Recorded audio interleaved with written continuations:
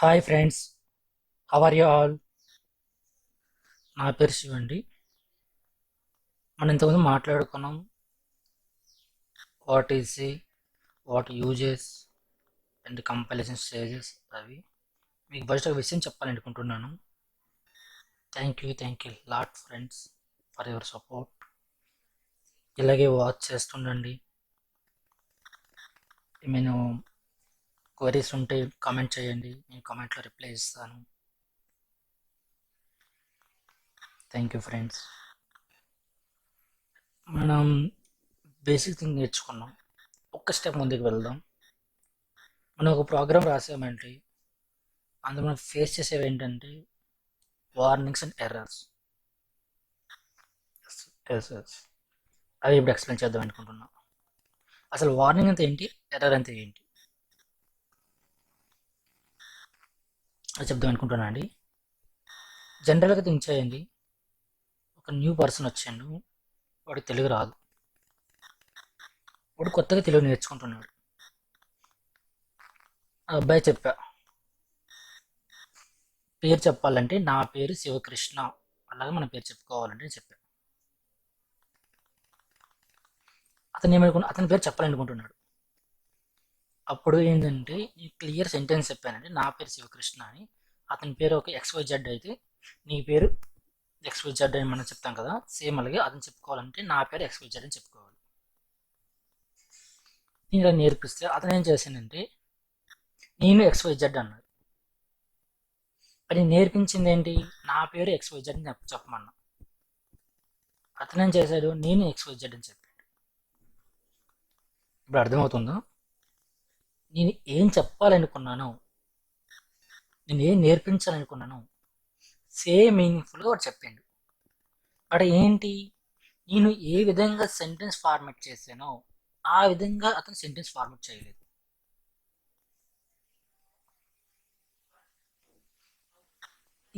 దీన్ని ఏమంటారంటే వార్నింగ్ అనొచ్చు.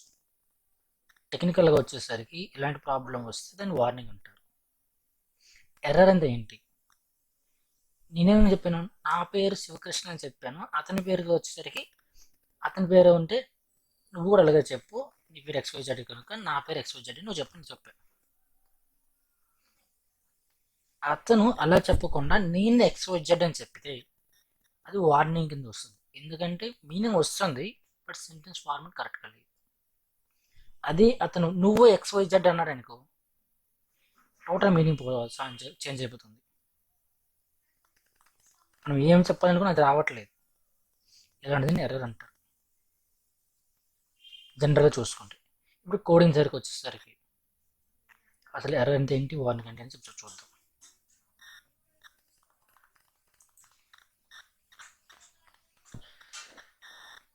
ఫస్ట్ వార్నింగ్ ఏం లేదండి, మనం ఏదైనా ప్రోగ్రామ్ రాస్తున్నప్పుడు అందులో ఏమైనా ఎర్రర్, ఏమైనా మిస్ మిస్ మిస్ ఫార్మేట్ ఉంటే, అంటే మనకు కరెక్ట్ ఫార్మేట్లో లేకపోయినా చిన్న చిన్న వాటిని ఇగ్నోర్ చేస్తుంది. ఫర్ ఎగ్జాంపుల్ సమ్ టైమ్స్ ఏంటంటే మనము ఇంటిజర్ క్రియేట్ చేసేటప్పుడు ఆ ఇంటిజర్ సమ్ వాల్యూ అసైన్ చేయాలి. కొన్ని కేసులు వస్తుంటుంది, అది కంపైలర్ పైన డిపెండ్ అయి ఉంటుంది, అలాగే ప్లాట్ఫామ్ పైన డిపెండ్ అయి ఉంటుంది. మనం సమ్ వాల్యూ అసైన్ చేయాలి. వాల్యూ అసైన్ చేయకపోతే అది తప్పేం లేదు, ఎందుకంటే మనం ఏదైతే క్రియేట్ చేసాం వేరియబుల్ అది యూజ్ చేస్తున్నాం సమ్ ప్లేస్లో, అంటే సమ్ ప్లేస్లో ఎక్కడ మనం వాల్యూ అసైన్ చేస్తున్నాం. బట్ కొన్ని కొన్ని ప్లాట్ఫామ్లో ఏంటంటే స్టార్టింగ్లోనే మనకి సమ్ వాల్యూ అసైన్ చేయమంటుంది. అది వార్నింగ్ కాదు, అది ఎర్రర్ కాదండి, ఎందుకంటే అది స్టాండర్డ్ కాదు కదా. ఐ మీన్ అక్కడ వాల్యూ అసైన్ చేయకపోయినా అసైన్ చేసినా సరే మనం ఫర్దర్గా అది యూజ్ చేసుకుంటున్నాం, మనం సమ్ వాల్యూస్ అసైన్ చేసుకుంటున్నాం, ఇప్పుడు స్టార్టింగ్ సమ్ అసైన్ చేయట్లేదు. ఇలాంటివన్నీ వార్నింగ్ కింద వస్తాయండి. అర్థమైంది అనుకుంటా. అది ఎర్రర్ అంటే మనకు ఒక ప్రాబ్లం, మనం సంథింగ్ చేసాము, అది ప్రాబ్లం క్రియేట్ చేసింది, అంటే ఆ ప్రోగ్రామ్ ఎగ్జిక్యూట్ కాలేదు, మనకు కావాల్సిన అవుట్పుట్ రావట్లేదు, దాన్ని ఏమంటారంటే ఎర్రర్ అంటారు. బేసిక్గా ఈ ఎర్రర్స్ అనేవి సమ్ కేటగిరీస్ వైజ్గా ఉంటాయండి. అవి ఇప్పుడు మీకు ఎక్స్ప్లెయిన్ చేద్దాం అనుకుంటున్నాను. ఇక్కడ చూడండి, కొంచెం జూమ్ ఇలా పెట్టుకున్నానండి. వార్నింగ్స్ అనేవి అలా ఉంటాయి కదా. ఇప్పుడు ఎర్రర్స్ వచ్చి కేటగిరీ వైజ్ ఉంటాయండి. మన సిలో జనరల్గా థింక్ చేస్తున్నట్టు కదా, 2 కేటగిరీగా వర్క్ చేస్తామండి. ఫస్ట్ మనం ఏం చేస్తున్నాం, ప్రోగ్రామ్ రాస్తున్నాం. ప్రోగ్రామ్ రాసిన తర్వాత కంపైల్ చేస్తాం, అది ఫస్ట్ కేటగిరీ వస్తుంది, ఎగ్జిక్యూట్ చేస్తున్నాం. అర్థమైనా మనం వర్క్ ఇలా చేస్తున్నాం అంటే మీరు లాజిక్గా థింక్ చేయండి. ఎర్రర్స్ వస్తాయి, మనం రాసే ప్రోగ్రామ్కి ఎర్రర్స్ వస్తాయి, ఈ 2 ప్లేస్లోనే వస్తుంది కదండి. ఎస్, అదే ఇక్కడ జరుగుతుంది. ఫస్ట్ ఇంత కేటగిరీస్ ఏంటి మీకు ఆల్రెడీ తెలిసి ఉంటుంది అనుకుంటా. కంపైల్ కంపైల్ చేసేటప్పుడు వచ్చే ఎర్రర్స్ ఏమంటారు, కంపైల్ ఎర్రర్స్ అని. రన్ టైం చేసేటప్పుడు అంటే ఎగ్జిక్యూట్ చేసేటప్పుడు వచ్చే ఎర్రర్స్ ఏమంటారు, రన్ టైం ఎర్రర్స్ అని. ఇవే కేటగిరీస్ ఉంటాయండి. ఇందులో సబ్ కేటగిరీస్ ఉంటాయి.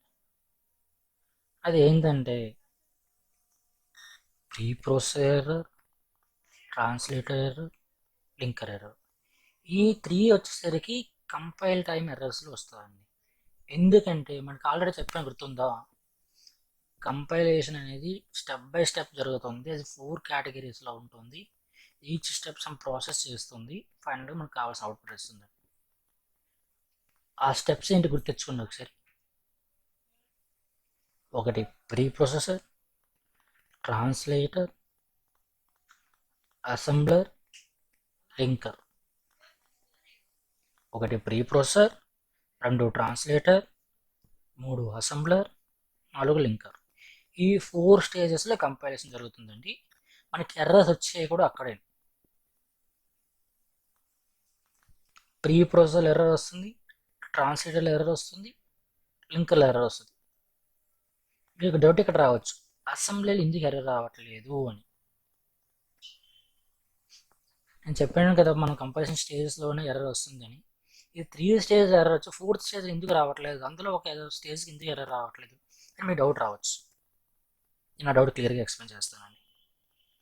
ఫస్ట్ ఇది చూసుకోండి, కంపైలేషన్ టైంలో ఏ ఎర్రర్స్ వస్తాయి మీరు గుర్తుపెట్టుకోవాలండి. ఇది చాలా ఇంపార్టెంట్. మనకి చాలా ఇంటర్వ్యూస్లో కానీ ఎగ్జామ్స్లో కానీ అడిగే ఛాన్సెస్ ఉంటాయి. కంపైలేషన్ ఎర్రర్స్ అనేవి 2 కేటగిరీస్లు ఉంటాయి. ఒకటి కంపైల్ టైమ్ ఎర్రర్స్. ఎర్రర్స్ అనే 2 కేటగిరీస్లు ఉంటాయి. ఒకటి compile time error and run time error. Compile time errors వచ్చేసరికి pre processor error, translator error, linker error ఉంటుంది. అదే రన్ టైమ్ ఎర్రర్ అంతే ఇప్పుడు వస్తుంది చూద్దాం. మీకు కంపైల్ టైమ్ ఎర్రర్ క్లారిటీ వచ్చింది కదండి. కంపైలేషన్ చేసేటప్పుడు వచ్చే ఎర్రర్స్ అవి. ఈ ఎర్రర్స్ వచ్చాయంటే అసలు ఎగ్జిక్యూట్ కాదు, మనకు కావాల్సిన ఏ డాట్ అవుట్ అని అవుట్పుట్ ఎగ్జిక్యూటబుల్ ఫైల్ జనరేట్ కాదు.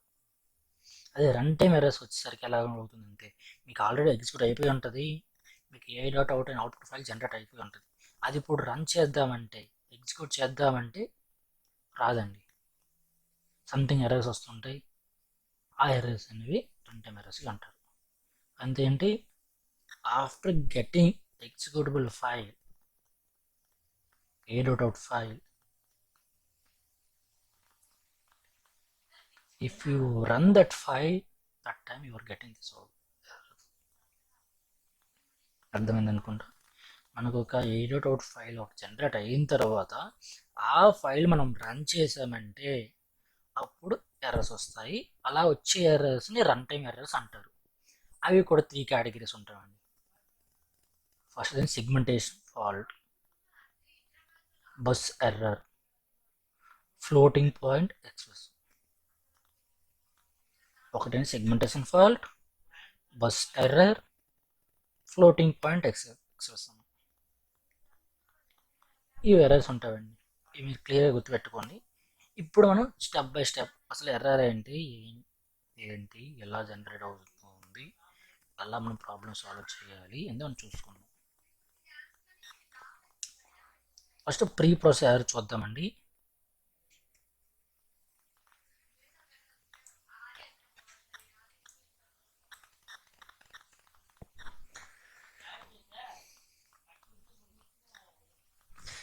మనము చెప్పిన ప్రీ ప్రొసెసర్ ఏం చేస్తుందండి, హెడర్ ఫైల్స్ ఇంక్లూడ్ చేస్తుంది కదా.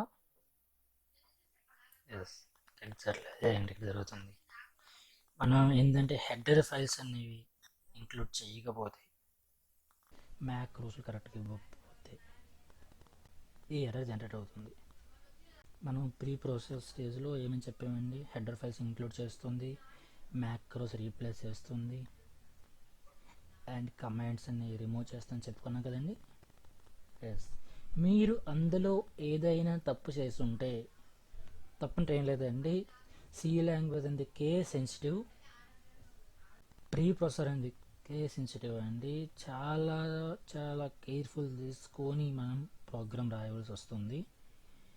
ఎందుకంటే చిన్న చిన్న స్పెల్లింగ్ మిస్టేక్ అయినా సరే, ఏంటంటే small letters caps letter small లెటర్గా యూజ్ చేసినా సరే అది డిఫరెంట్ చూపిస్తుంది. ఎందుకంటే ఇది యాస్కీ వాల్యూస్ పైన డిపెండ్ అయ్యి అది రన్ చేసుకుంటుందండి. యాస్కీ వాల్యూస్ మీకు ఐడియా ఉంటుంది, నేను అది చెప్తానండి. యాస్కీ వాల్యూస్ అంటే ఏంటి, అది ఎలా ఫైండ్ అవుట్ చేయాలి అని నెక్స్ట్ వీడియోలో క్లియర్గా ఎక్స్ప్లెయిన్ చేస్తాం. వాటిపైన డిపెండ్ అయ్యి వర్క్ చేయడం వలన ఒక్కొక్క క్యారెక్టర్కి ఒక్కొక్క యాస్కీ వాల్యూ ఉంటుందండి, యూనిక్ యాస్కీ వాల్యూ. సో దీనివల్ల ఏంటంటే క్యారెక్టర్స్ అంటే సమ్ లెటర్స్ అవ్వచ్చు, అవి అప్పర్ కేస్ అవ్వచ్చు, లోవర్ కేస్ అవ్వచ్చు, వీటిల్లో ఏమైనా చేంజెస్ ఉంటే అది డిఫరెంట్ ఫైల్స్లో చూపించేస్తుంది. సో అంతేగాని మనం ప్రోగ్రామ్ రాసేటప్పుడు క్లియర్గా మనం రాసుకోవాల్సి వస్తుంది.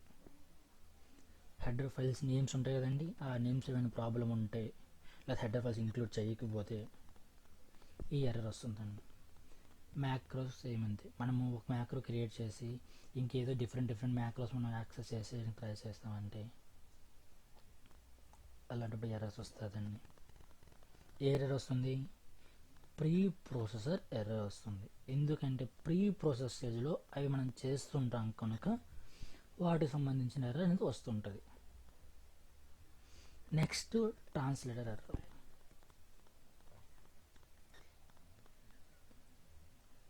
ఈ ట్రాన్స్లేటర్ టైంలో మనం ఏం చేస్తామంటే గుర్తుందండి, మనం రాసే ప్రోగ్రామ్ని ప్యూర్ సి లాంగ్వేజ్గా మనం కన్వర్ట్ చేస్తుంటాం.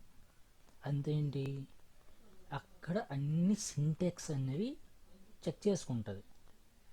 ఈచ్ లైన్ తీసుకొని సింటెక్స్ చెక్ చేసుకొని అది ట్రాన్స్లేట్ చేస్తుందని చెప్పాను, గుర్తుందండి. ఎస్, సేమ్ ఇక్కడ అదే జరుగుతుందండి. ఒకవేళ మనం ఇచ్చే సింటెక్స్ ఏవైనా రాంగ్ ఉంటే, ఎగ్జాంపుల్ ఏంటంటే ప్రింట్ఎఫ్ లోపల హలో రాసి సెమీకోలన్ పెట్టాలి. మీరు సెమీకోలన్ పెట్టలేదు అనుకోండి, ఆ సింటాక్స్ ఎర్రర్ కింద వస్తుంది. ఆ లోపల ప్రింట్ఎఫ్ లోపల డబుల్ కొటేషన్ పెట్టాలి, అవి పెట్టలేదు అనుకోండి, ఆ సింటాక్స్ ఎర్రర్ వస్తుంది. మెయిన్ ఫంక్షన్కి ఫ్లవర్ బ్రాకెట్స్ పెట్టాలి, అవి పెట్టలేదు అనుకోండి, సింటాక్స్ ఎర్రర్ వస్తుంది. అంతే ఏంటి, మన ప్రోగ్రామ్కి సి ప్రోగ్రామ్కి ఒక స్టాండర్డ్ ఫార్మాట్ అనేది ఉంది. ఆ ఫార్మాట్ మనం క్లియర్గా యూజ్ చేయకపోతే, ఆ ఫార్మాట్ని మనం మిస్యూజ్ చేస్తే అప్పుడు సింటాక్స్ ఎర్రర్ వస్తుందండి. అర్థమైంది అనుకుంటా. ఇన్ కేస్ మీకు ఏమైనా ప్రీ ప్రాసెస్ ఎర్రర్ వస్తే ఏం చేయాలి, మీరు హెడర్ ఫైల్స్ మ్యాక్రోస్ చెక్ చేసుకోవాలి, అలా మీరు ప్రాబ్లం క్లియర్ చేసుకోవాలి.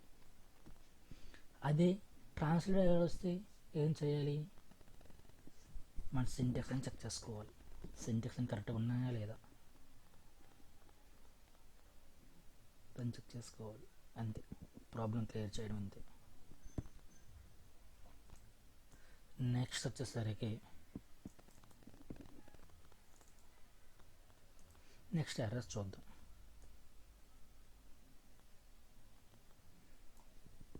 Pre processor error, next translator error, next ఇంకేం ఎర్రర్ చెప్పానండి,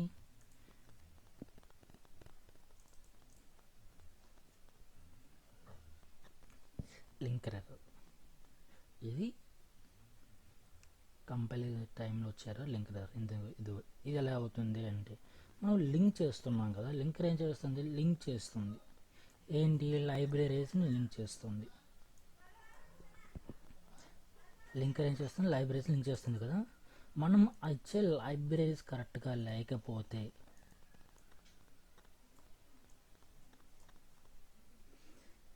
మనము ఏ లైబ్రరీస్ లింక్ చేయాలనుకుంటున్నామో ఆ లైబ్రరీస్ లేకపోతే అప్పుడు లింకర్ ఎర్రర్ వస్తుందండి. అంటే మనం సమ్ ఫైల్ ప్రతి ఒక్క ప్రోగ్రామ్స్ లింకింగ్ లైబ్రరీస్ ఉంటాయండి. ఆ లైబ్రరీస్ అన్ఇన్స్టాల్ చేస్తున్నా ఇన్స్టాల్ కాకపోయినా అప్పుడు ఎర్రర్స్ త్రో చేస్తుంది, లింకింగ్ ఎర్రర్ అండి. ఎందుకంటే అది కరెక్ట్ లింక్ అవ్వట్లేదని, అవి లేవు కనుక లింక్ అవ్వట్లేదని, అది లింక్ ఎర్రర్ అండి. ఇది వార్నింగ్స్ కోసం, ఎర్రర్స్ కోసం షార్ట్ డిస్క్రిప్షన్ అండి, ఇది కావాలంటే నోట్ చేసుకోండి. ఇదొక కమాండ్ అండి. ఈ కమాండ్స్ అన్ని నీకు నెక్స్ట్ వీడియోలో ఎక్స్ప్లెయిన్ చేస్తా. ఇక్కడ ఈ కమాండ్ అని వదిలేయండి, మీరు లైట్ తీసుకోండి. నెక్స్ట్ సెగ్మెంటేషన్ ఫాల్ట్ ఎర్రర్ అన్న కదా, ఈ సెగ్మెంటేషన్ ఫాల్ట్ అంది రన్ టైమ్ ఎర్రర్ అండి. ఈ రన్ టైమ్ ఎర్రర్స్ అంది ఎందుకు వస్తుంది అంటే, segmentation fault is unauthorised memory access. అంటే ఏంటి, అన్ఆథరైజ్డ్ మెమొరీ మనం యాక్సెస్ చేస్తే సెగ్మెంటేషన్ ఫాల్ట్ అనేది వస్తుంది. మీకు రియల్ టైం ఒక ఎగ్జాంపుల్ ఒకటి చెప్తానండి. మీ ఇల్లు ఉంది అమీర్పేటలో ఉంది, అమీర్పేటలో ఫ్లాట్ నెంబర్ 5లో ఉంది అనుకోండి, ఎగ్జాంపుల్ అది. మీరు అక్కడికి వెళ్ళాలి. ఇక్కడ మీరేం చేశారంటే, సమ్ పర్సన్కి అడ్రస్ ఇచ్చారు, అమీర్పేట ఫ్లాట్ నెంబర్ 5కి రండి అని. అతను మీ ఫ్లాట్కి రావాలి. బట్ అతను ఏం చేసిండంటే, అమీర్పేట వదిలి మలిక్పేట వెళ్ళిపోయిండు. మలిక్పేట వెళ్ళిపోయి అక్కడ ఫ్లాట్ నెంబర్ 5 చెక్ చేస్తున్నాడు. అక్కడికి వెళ్తే అవుతుందండి, మీ ఇంటికి రాగలరా? అక్కడ ఏం చేస్తారు, ఇది మీ ఇల్లు కాదు, ఇది మేము వేరే వాళ్ళమండి, మీ వాళ్ళు కాదు అని చెప్పేస్తారు. బయటకు వచ్చి వాళ్ళు చూస్తారు. అంతే. ఏంటి ఇక్కడ జరిగింది, మలిక్పేట వెళ్ళిపోయాడు, ఫ్లాట్ నెంబర్ 5కి వెళ్ళాడు. అంటే ఏంటి, కంపల్సరీ అయిపోయింది. అక్కడ మనకు కావాల్సిన అవుట్పుట్ ఏంది, అతను మీకు మీట్ అవ్వాలి. బట్ అక్కడ అక్కడ మీరు ఉండరు, వేరే వాళ్ళు ఉంటారు. సో అతను మీకు మీట్ అవ్వలేడు, మీరు అతనికి మీట్ అవ్వలేరు. అంటే ఏంటి, కావాల్సిన అవుట్పుట్ అనేది రాలేదు. ఎందుకు అలా అయింది, మీ దగ్గర రావాల్సిన వాడు వేరే దగ్గరికి వెళ్ళిండు. అంటే మీరుండే అడ్రస్కి రావాల్సిన వాడు వేరే అడ్రస్కి వెళ్ళిండు. దీనివల్ల ఏమైంది, కంపైలేషన్ అయిపోయింది, అంటే వెళ్ళిండు, బట్ మీకు మీట్ అవ్వలేదు, అంటే అవుట్పుట్ రాలేదు. అర్థమైంది అనుకుంటా. సేమ్ ఇక్కడ ఎంతేనండి, మనకి ప్రతి సి లాంగ్వేజ్లో ప్రతి ఒక్కదానికి సమ్ మెమొరీ ఉంటుందండి. ఆ మెమొరీకి సమ్ అడ్రస్ ఉంటుందండి. మనం సంథింగ్ ఏదైనా యాక్సెస్ చేయాలంటే ఆ యాక్సెస్ చేయవలసింది దానికి సమ్ మెమొరీ ఉంటుంది, మెమొరీ అడ్రస్ ఉంటుంది. మనం ఆ పర్టికులర్ అదే యాక్సెస్ చేయాలి. అది కాకుండా వేరే యాక్సెస్ చేసామనుకో ఇంక సంథింగ్ వస్తుంది, ఆడ ఉంటే వస్తుంది, లేకపోతే రాదు. అలాగే మిస్కమ్యూనికేషన్ అయిందనుకోండి ఈ మెమొరీ యాక్సెస్లో, అప్పుడు ఎర్రర్ వస్తుందండి. ఏంటది, unauthorised memory access. Unauthorised memory access అంటే సెగ్మెంటేషన్ ఫాల్ట్ అండి. ఇది ఇలా వస్తుంది. దీనికి ప్రాబ్లం ఎలా క్లియర్ చేయాలి, మనకి మనం ఏదైతే యాక్సెస్ చేయాలనుకున్నామో అది మనం కరెక్ట్గా చూసుకోవాలి. మనం ప్రోగ్రామ్ రాసేటప్పుడు మెమరీ పాయింటర్స్ యూజ్ చేసుకుని కరెక్ట్గా చూసి చెక్ చేసుకోవాలి. వేరియబుల్స్ కరెక్ట్గా యూజ్ చేసుకోండి, మనకి కరెక్ట్గా వాల్యూస్ వస్తాయి. అదండి. నెక్స్ట్ సెగ్మెంటేషన్ ఫాల్ట్ తర్వాత ఇంకేమైనా చెప్పాను చూడండి, బస్ ఎర్రర్. ఈ బస్ ఎర్రర్ అంటే ఇది కొంచెం కేర్ఫుల్గానండి, నేను కొద్దిగా కన్ఫ్యూజన్ ఉంటుంది, మరి ఎక్కువ ఉంటుందండి. బస్ ఎర్రర్ ఎంత ఏంటంటే, మన ప్రోగ్రామ్ అనేది ర్యామ్లో రన్ అవుతుంది. ర్యామ్ అనేది కాదు, సమ్ రిజిస్టర్స్ ఉంటాయి, ప్రతి ఒక్కరి కోసం మెమొరీ అడ్రస్ ఉంటుంది. మీరు సంథింగ్ యాక్సెస్ చేయాలనుకుంటున్నారండి, సంథింగ్ మీరు తీసుకోవాలనుకుంటున్నారు, అవుట్ ఆఫ్ ద మెమొరీ ఉంది. అర్థం కాలేదు కదా, రియల్ టైం ఎగ్జాంపుల్ దీనికి కూడా చెప్తానండి. మీరు ఒక అడ్రస్ ఇచ్చారండి ఎవరికి, అది ఎక్స్ అనే మీ ఫ్రెండ్ ఒకటి మీ ఇంటికి వస్తున్నాడు, మీరు అడ్రస్ ఏంటంటే అమీర్పేట అని ఇచ్చారు, అమీర్పేట ఫ్లాట్ నెంబర్ 5 అని, అది మీ అడ్రస్ అని ఇచ్చారు. అతను మీరు కరెక్ట్గా ఆ ప్లేస్కి వచ్చిండు. బట్ ప్రాబ్లం ఏంటంటే, మీరు ఏదైతే అడ్రస్ ఇచ్చారో ఆ అడ్రస్ అంటే మీది కాదు. ఒకప్పుడు ఎప్పుడో మీరు అక్కడ ఉండొచ్చు, బట్ కరెంట్ సిచ్యువేషన్లో మీ అడ్రస్ చేంజ్ అయిపోయింది. మీరు ఎక్కడికి వెళ్ళారు? ఏదో మలక్పేట వెళ్ళిపోయారు అనుకోండి, అర్థమైంది అనుకుంటా. మీరు అమీర్పేట్ ఫ్లాట్ నెంబర్ 5 అనే అడ్రస్ ఇచ్చారు. అది పాస్ట్లో మీ అడ్రస్, అది ఆ అడ్రస్ మీరు ఇచ్చారు. ఎప్పుడు? అది పాస్ట్లో ఎప్పుడు 2 years క్రితం మీ ఫ్రెండ్ వచ్చిండు, అది మీ అడ్రస్ ఎవరో మీ ఇంటికి వస్తా అన్నాడు. మీరేం చేశారంటే ఆ అడ్రస్ ఇచ్చారు. అప్పుడు మీరు ఉండే current address Ameerpet flat number 5, మీరు ఆ అడ్రస్ ఇచ్చారు. ఆఫ్టర్ 2 years మీరు మలక్పేట వెళ్ళిపోయారు. ఈ అబ్బాయి ఏం చేసిండు? మీకు కాంటాక్ట్ అవ్వకుండా డైరెక్ట్గా అమీర్పేట్ ఫ్లాట్ నెంబర్ 5కి వచ్చాడు. ఎందుకు? ఆ అడ్రస్ మీదని అతను తెలుసు కనుక. అప్పుడు మీరు ఏమైంది? మీరు వేరే అడ్రస్ చేంజ్ అయిపోవడం వల్ల అక్కడ మీరు లేరు. అంటే ఏంటి ఇక్కడ అర్థం చేసుకోవాల్సింది? మీరు ఇచ్చే అడ్రస్ కరెక్టే అని, బట్ అవుట్ ఆఫ్ దట్, అంటే ఆ అడ్రస్ మీరు లేరు, మీకు సంబంధం అది లేదు. ఆ అడ్రస్ మీకు అసలు సంబంధం లేదు ప్రజెంట్. అంతేంటి? మీరు ఇచ్చే ఇన్ఫర్మేషన్ రాంగ్. అర్థమైందా? ఇంతకుముందు ఏంటి? మీరు ఇచ్చే ఇన్ఫర్మేషన్ కరెక్ట్, బట్ అది డిఫరెంట్ ఇన్ఫర్మేషన్. ఇప్పుడేంటి? మీరు ఇచ్చే ఇన్ఫర్మేషన్ రాంగ్. ఎందుకంటే ఫ్లాట్ నెంబర్ 5 అయింది, అక్కడ ఒక ఇల్లు ఒకటి ఉండాలి కదా, ఆ ఫ్లాట్ అనేది లేదు అక్కడ కూడా. మీరే రీకన్స్ట్రక్షన్ ఏదో చేద్దామని మొత్తం కూల్చేశారు. అక్కడ అది లేదు, ఫ్లాట్నే లేదు అక్కడ. అక్కడ ఎలా ఉంటాడు చెప్పు? మీరు ఎలా ఉండగలరు చెప్పు? సో ఇప్పుడు అర్థమైంది అనుకుంటా. మీరు ఏదైతే అడ్రస్ ఇస్తారో ఆ అడ్రస్ అనేది లేకుంటే అది బస్ ఎర్రర్ అనేది వస్తుంది. ఫర్ ఎగ్జాంపుల్ ఎగ్జాంపుల్ చెప్తాను, ర్యామ్లో అడ్రస్ అనేది 0 to 100 వరకు ఉన్నాయండి. రిజిస్టర్ది ఈచ్ రిజిస్టర్ సమ్ అడ్రస్ ఉంది, 0 to 100 వరకు ఉన్నాయి. మీరేం చేశారంటే 200 రిజిస్టర్ యాక్సెస్ చేయాలనుకున్నారు. ఆ 200 రిజిస్టర్ అయితే 0 ర్యామ్లో లేదు కదా. అలాంటప్పుడు ఈ బస్ ఎర్రర్ వస్తుందండి. అంతే. మీరు ఇప్పుడు ఈ ప్రాబ్లం ఎలా క్లియర్ చేయాలి? మీరు ఇచ్చే అడ్రస్ అనేది క్లియర్గా చెక్ చేసుకొని ఇచ్చుకోవాలి, అంతే. ఒకవేళ ప్రాబ్లం వచ్చిందంటే మీరు అడ్రస్ సమ్ ప్లేస్లో మీరు అడ్రస్ అనేది కరెక్ట్గా ఇవ్వలేదు అని చెక్ చేసుకొని ఆ అడ్రస్ కరెక్ట్గా ఇచ్చుకుంటే ప్రాబ్లం క్లియర్ అవుతుందండి. అర్థమైంది అనుకుంటా. ఇప్పుడు నెక్స్ట్ ఎర్రర్ ఏంటి చూద్దాం. Floating point accepts. మనము ఆర్థమెటిక్ ప్రోగ్రామ్ చేసేటప్పుడు కానీ మల్టిప్లికేషన్, డివిజన్, సబ్ట్రాక్షన్ ఇవి చేస్తుంటాం కదా. ఈ మల్టిప్లికేషన్ ప్రాబ్లం లేదండి, సబ్ట్రాక్షన్ ప్రాబ్లం లేదు, ఎడిషన్ ప్రాబ్లం లేదు. బట్ డివిజన్కి వచ్చేసరికి కొద్ది కేర్ తీసుకోవాలండి. ఏంటి ప్రాబ్లం ఏంటంటే, ఎనీ నెంబర్కి 0తో డివిజన్ చేస్తే ఏమవుతుందండి?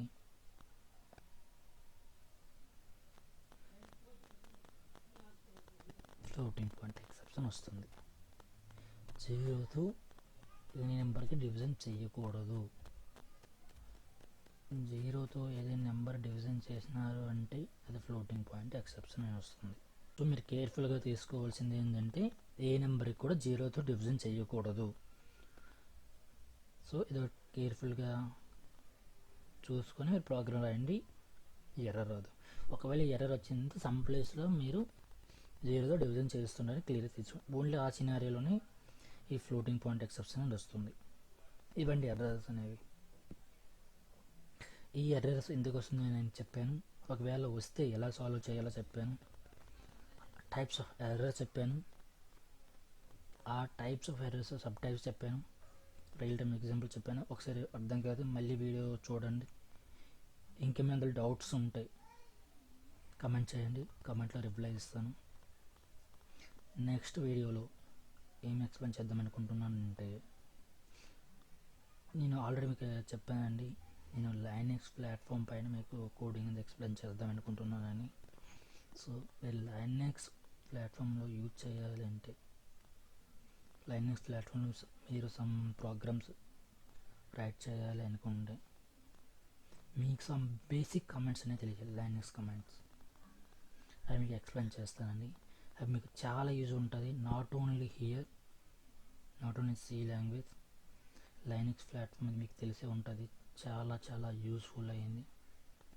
మార్కెట్లో కూడా చాలా వాల్యూ ఉంది, చాలా డిమాండ్ ఉంది. సో మీరు కొద్దిగా జాగ్రత్తగా మీరు కమెంట్స్ వినండి, ఒక పెన్ను పేపర్ తీసుకొని నోట్ చేసుకోండి. 2 to 3 టైమ్స్ మీరు నోట్ చేసుకుని చదవండి. చదివిన తర్వాత అది మీరు ఎగ్జిక్యూట్ చేయండి, మీకు ప్రాబ్లం క్లియర్ అయిపోతుంది.